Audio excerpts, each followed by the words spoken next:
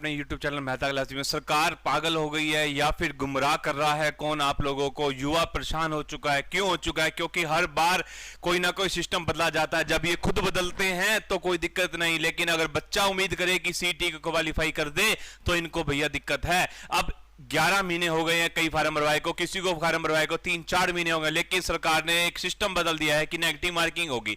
अरे भैया negative marking होगी तो पहले ही बता देते जब आपने फॉर्म भरवाया था। और नेगेटिव मार्किंग होगी कितने की? प्रश्न गलत होने पर साफ साफ बोला है कि 0.25% कटेंगे, मतलब कि 1/4 की आपकी नेगेटिव मार्किंग होगी, 0.25% की। ये नेगेटिव मार्किंग होगी किस एग्जाम में? जो अभी आपके क्लास 1 क्लास 2 के ऑफिसर के जो भी एग्जाम भरे गए थे एचपीएससी के।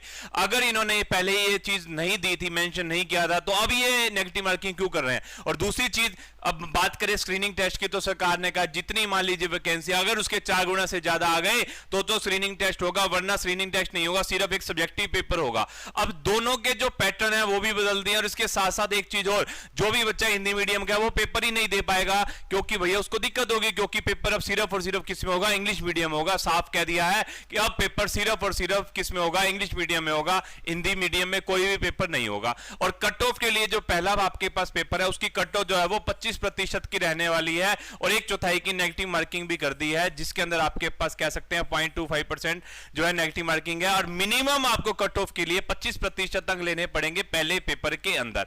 ये कर दिया है रूल। अब दूसरी चीज देख लेते हैं भैया क्या रूल किया है। ये आपकी बुक है, आप 6 माही पत्रिका मार्केट से ले सकते हैं, मात्र 40-45। पहला जो पेपर होगा वो स्क्रीनिंग टेस्ट होगा, जिसमें आपके पास 100 क्वेश्चन आएंगे। अब 100 क्वेश्चन के लिए आपको 2 घंटे का तो समय मिलेगा, और 80% जो है सिलेबस होगा वो सब्जेक्ट से रिलेटेड होगा।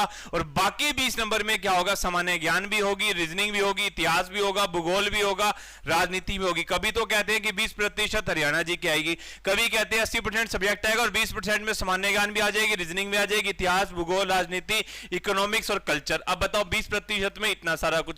अब हरियाणा से संबंधित प्रश्न होंगे। इस पेपर में कहते हैं कि 25% तो कट ऑफ आपकी रहेगी। इससे मिनिमम 25% आपको लेने पड़ेंगे अंक, ताकि आप दूसरे पेपर की तरफ जा सके। अब दूसरे पेपर के अंदर क्या होगा? सब्जेक्ट जो होगा वो सिर्फ सब्जेक्ट का टेस्ट होगा, जिसमें आपके 150 अंकों का पेपर होगा। अब सब्जेक्टिव पेपर 150 अंकों का होगा, तो इसलिए आपको कितने अंक मिलेंगे? 3 घंटे आपको मिलेंगे, और इसके अंदर कट ऑफ जो है कम से कम 35% अंक आपको लेने पड़ेंगे।